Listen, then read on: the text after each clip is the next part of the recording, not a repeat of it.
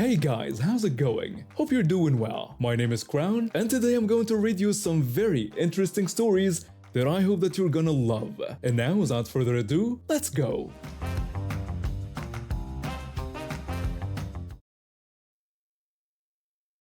I'm a photographer by trade and passion. Been one for almost 10 years now, worked my way up from shooting small events with cheap gear to landing contracts with major brands. It took me years to build up my collection of camera equipment, each lens, each body, each accessory representing months of saving and countless hours of work. My home office in my condo was my sanctuary, with all my equipment organized just the way I liked it. That's why coming home that Sunday evening last year felt like being punched in the gut. I'd been away for the weekend at a friend's wedding, taking photos as a gift to them. The moment I opened my front door, I knew something was wrong. The air felt different. Then I saw it. Everything was trashed. Drawers pulled out, furniture overturned, belongings scattered everywhere. My camera gear gone. About $18,000 worth of equipment I'd spent years collecting. They also took my laptop, iPad, and various other electronics. I felt sick. Those weren't just possessions, they were tools of my livelihood. I called the police immediately. An officer showed up, took notes, and promised the detective would be in touch. Later, I learned my neighbor's unit had also been broken into. They stole his computer and, more importantly, his car keys and car. My keys were stolen too, but I drive a manual transmission, which probably saved my vehicle from being taken. Thieves these days can't drive stick, I guess. The next day was frustrating.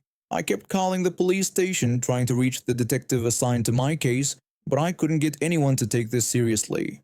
Then around 10 p.m. I got a notification on my phone that made my heart race. My laptop had connected to the internet. The tracking software I had installed was working. I quickly checked the location. A hotel just half a mile from my condo. These weren't exactly criminal masterminds. I rode my bike down to the hotel, hoping the desk clerk might help me. I politely explained my situation to the desk clerk, telling him about my stolen laptop and how it was currently showing up at this hotel. I asked if he could tell me which room it might be in. The clerk apologized but said he couldn't give out that information due to hotel policy. I tried to appeal to his sympathy by explaining that the police weren't responding quickly and this was my chance to recover my property, but he remained steadfast in following protocol. Though he seemed genuinely sorry, he couldn't help. When I was leaving the hotel frustrated, I spotted something in the parking lot that made me stop in my tracks. My neighbor's stolen car just sitting there on the street. I immediately called him, and then we called the police and American Automobile Association.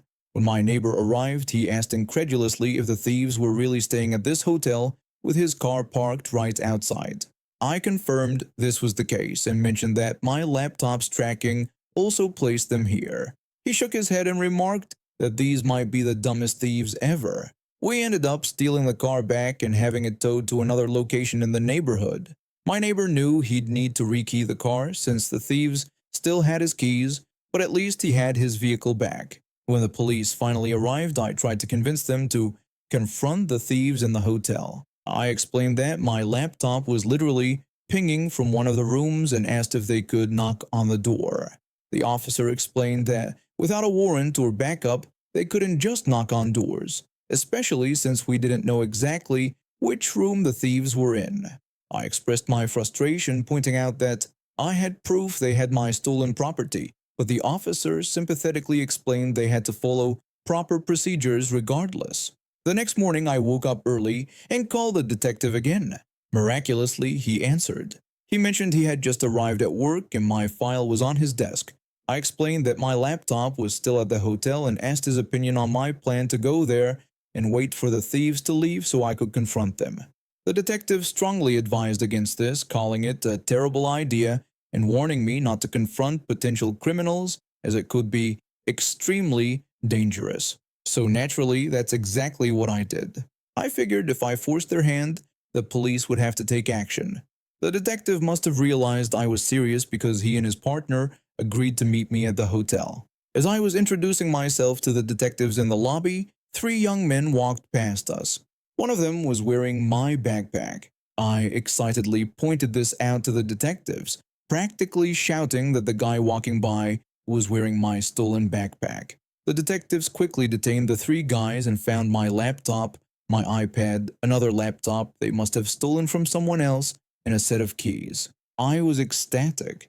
The detective explained that while they could detain the suspects based on the stolen property they were carrying, they still needed a warrant to search their hotel room. I expressed my frustration that we knew they likely had more stolen items in the room, but the detective patiently explained they had to follow proper legal procedures regardless. They knocked on the hotel room door but didn't enter. It was frustrating, but at least I had recovered some of my belongings. My insurance ended up covering the rest of my losses. Here's where it gets good. Only one of the guys was actually carrying stolen property, so he was the only one charged. He faced a massive receiving stolen property charge and eventually pleaded out to a year in jail. At his sentencing hearing, I gave a victim impact statement that I made sure would hurt.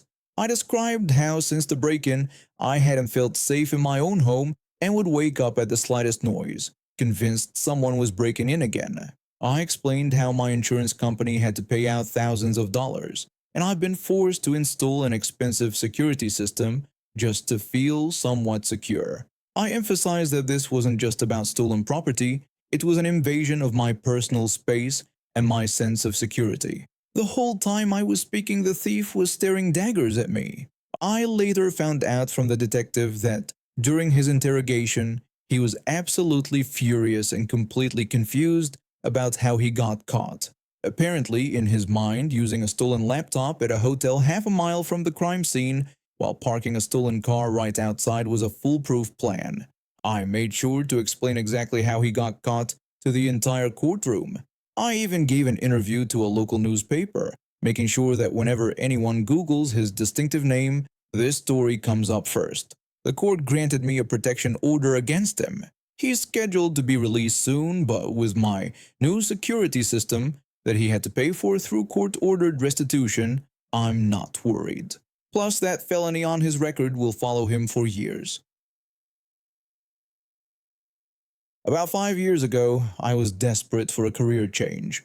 I had been working at the retail store for nearly 7 years, and the constant pressure from a management combined with difficult customers had left me completely burnt out. My degree in business administration was gathering dust, and I knew I needed to make a change before I lost all motivation. When I saw an opening at a mid-sized marketing firm downtown, I jumped at the opportunity. The position offered better pay, regular hours, and most importantly, a chance to use my degree. I polished my resume, practiced interview questions for days, and even bought a new suit for the occasion. On the day of the interview, I arrived 30 minutes early. Walking into a waiting room was about 6 other applicants. Everyone seemed just as nervous as I was, but we all tried to make small talk to ease the tension. The secretary at the front desk was friendly but clearly new to her role. She apologized about still getting used to the phone system and mentioned she had only been working there for 2 weeks. One of the applicants reassured her, sharing a story about how it had taken him a month to figure out the copy machine at his first office job. We all laughed, and the atmosphere became more relaxed. That is, until he walked in. This guy strode through the door like he owned the place. Designer suit, slicked back hair, and a smug expression that made my skin crawl. He didn't even acknowledge the rest of us as he walked straight to the secretary's desk. The entitled person announced he was there for the 2 p.m. interview. When the secretary politely asked for his name, he rudely told her to check her list. He demanded to be seen next because he claimed to have another appointment across town at 3:30. The secretary looked flustered as she checked her computer. She apologetically explained that there were several people ahead of him and that the boss was conducting the interviews in the scheduled order. His face instantly hardened. He insulted the secretary, suggesting she must be either new or stupid. He declared that he didn't have time to wait around with these people and ordered her to mark him as next in line. The entire room went silent. The secretary tried again to explain that she couldn't change the order, beginning to mention how particular the boss was about the schedule. But the entitled person cut her off with a threat. He proclaimed that he would soon be working there and would hate for his first recommendation to be firing the incompetent front desk girl. He warned her to put him next, or he'd make sure she was cleaning out her desk by the end of the week. My jaw dropped. The other applicants and I exchanged shocked looks, but none of us knew what to say. The secretary looked like she might cry at any moment. Just then, the boss's office door opened. He emerged with a woman who had just finished her interview. After thanking her and shaking her hand, the boss surprisingly called out the entitled guy's name, even though the secretary hadn't communicated with him at all. The entitled person smirked at the secretary before following the boss into his office. Once they were gone, the waiting room remained uncomfortably quiet. The secretary was visibly upset, fighting back tears as she tried to focus on her computer screen. One of the applicants suggested that she should tell her boss what that jerk had said to her. Another applicant offered support, noting that we all had heard the exchange and would back her up. The secretary was about to respond when she looked down at something on her desk. Suddenly, her expression changed, and a small smile appeared on her face. She assured us that she was fine and told us not to worry about it. We were confused but didn't push the issue. The secretary returned to her work, occasionally looking at her computer with an enigmatic smile. Almost an hour later, the office door opened again. The entitled guy emerged looking completely shell-shocked. His face was pale and he seemed unable to make eye contact with anyone. Without saying a word, he hurried out of the office. The boss called in the next few candidates. When it was finally my turn, I went through the standard interview questions. At the end, I couldn't contain my curiosity. I politely asked the boss about what had happened with the other applicant, the one who had left looking like he'd seen a ghost. The boss leaned back in his chair and smiled. He explained that since his secretary was still getting used to their phone system, they had come up with a temporary solution. During interviews, they kept the line open between their desks with his end muted so candidates couldn't hear. He would turn down the speaker volume, but could turn it up if he needed to ask her something. He paused, looking a bit angry even in retrospect. He continued by revealing that during the previous interview, he had needed some information from her. When he turned off the volume, he had heard everything that jerk had said to her. He had been furious and had asked the candidate if she would mind rescheduling. She had been happy to get out of the way. I asked if he had called the entitled person in next on purpose. The boss confirmed this was exactly what he had done. He described how they had sat in silence for a while before he told the entitled person that he had heard every word said to the secretary. Before the man could make excuses, the boss had told him that he needed to hire people he could depend on, which was why he had hired his wife as their secretary. My eyes widened in shock as the boss continued.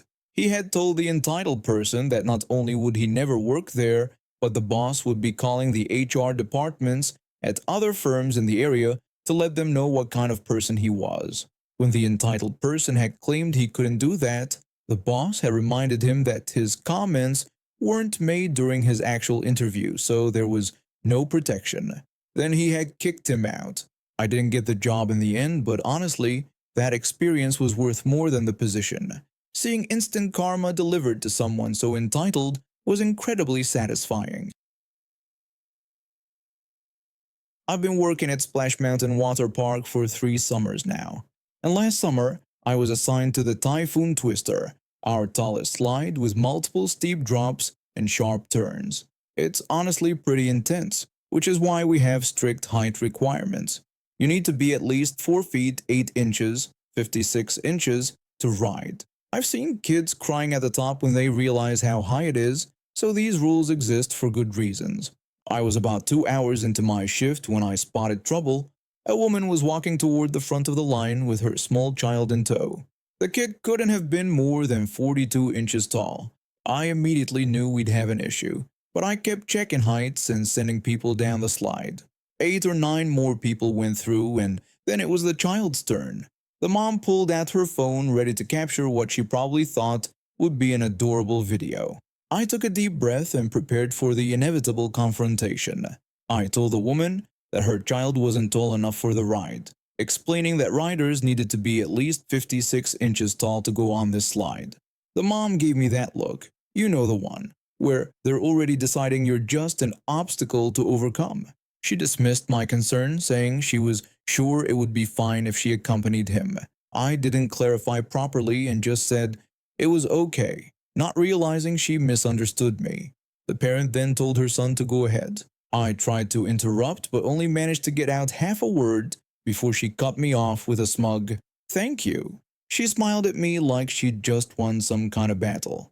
That slide has sections where even adults get airborne. If this tiny kid went down, he could easily be thrown from the tube at one of the sharp turns. Someone could die today, and it would be on my watch. I quickly reached for the emergency control panel and shut off the water flow to the slide.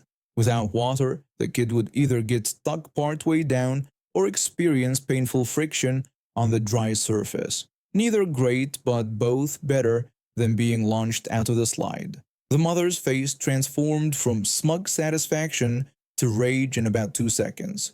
She began screaming that I was going to hurt her child, shrieking so loudly that people waiting in line were backing away. I responded that this was our safety procedure, keeping my voice steady and professional even though my hands were shaking. This was literally in our training. If someone bypasses safety checks, cut the water immediately. The woman demanded to speak with my manager immediately, pointing her finger in my face. I told her I'd be happy to call him.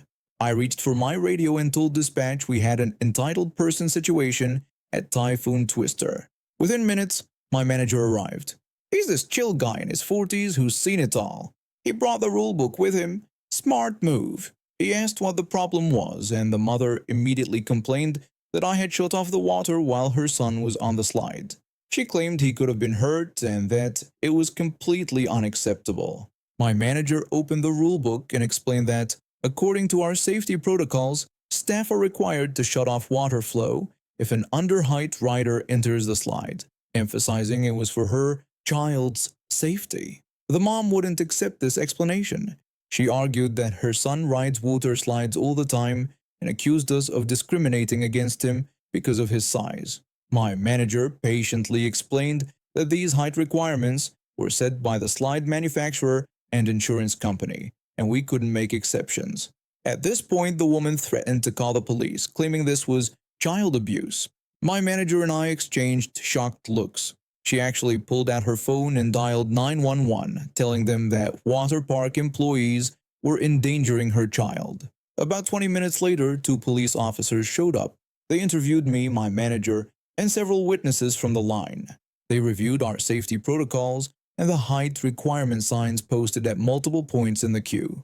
The officers then told the woman that not only was the water park following proper safety protocols, but filing a false police report was a serious offense. The woman's face went pale. She tried to defend herself, stammering that we were putting her child in danger. The officer corrected her, stating that she was actually the one putting her child in danger by ignoring safety requirements. They told her they would have to take her to the station. They actually handcuffed her and led her away. Her poor kid was crying, and my manager had to call for another employee to take him to the park's office while they contacted his father. Turns out the dad was still in the park enjoying the wave pool, completely unaware of what his wife had been up to. He came to pick up his son looking mortified, then had to drive to the county jail to bail out his wife. The water park pressed charges for the false report and the disruption of service, amounting to about $200 in damages. Plus, she got herself permanently banned from the park. The best part came a week later when she left a 1-star review online claiming she'd been framed and that her child had been abused by staff. My manager printed it out and hung it in our break room. We had a good laugh about it. Every time I think people can't possibly get more entitled, someone proves me wrong. Water polo was my escape during my teenage years. As a goalkeeper from age 13 to 18, I was good enough to play for 2 different teams simultaneously. I loved being the last line of defense despite basically being a living target. The adrenaline rush when blocking a powerful shot is unlike anything else. Parents at these matches could get intense, screaming from the grandstands, their voices echoing across the pool. Normally, they kept their distance from players since we look completely different in the water with our caps on. That's why I was surprised when a woman approached me before one particular match. She asked if I was the goalkeeper for the Blue Sharks. When I confirmed, she explained that her daughter was playing against me today in her first match. I stared at her in confusion, not understanding where she was going with this. When I pressed for more information, she revealed that she wanted me to let the ball through whenever her daughter, number 7, took a shot. I was shocked and asked if she really wanted me to deliberately let her daughter score just because it was her first game. She confirmed this was exactly what she wanted. After an awkward silence, she asked if I would do it. I told her sure, though I had no intention of following through. She walked away, smiling triumphantly, and whispered something to a nervous-looking girl on the opposing team. I told my teammates about this bizarre encounter during our pre-match huddle. Everyone was disgusted, and we quickly devised a plan. In water polo, players can get away with quite a lot underwater as long as they've touched the ball. We decided to use this rule to our advantage.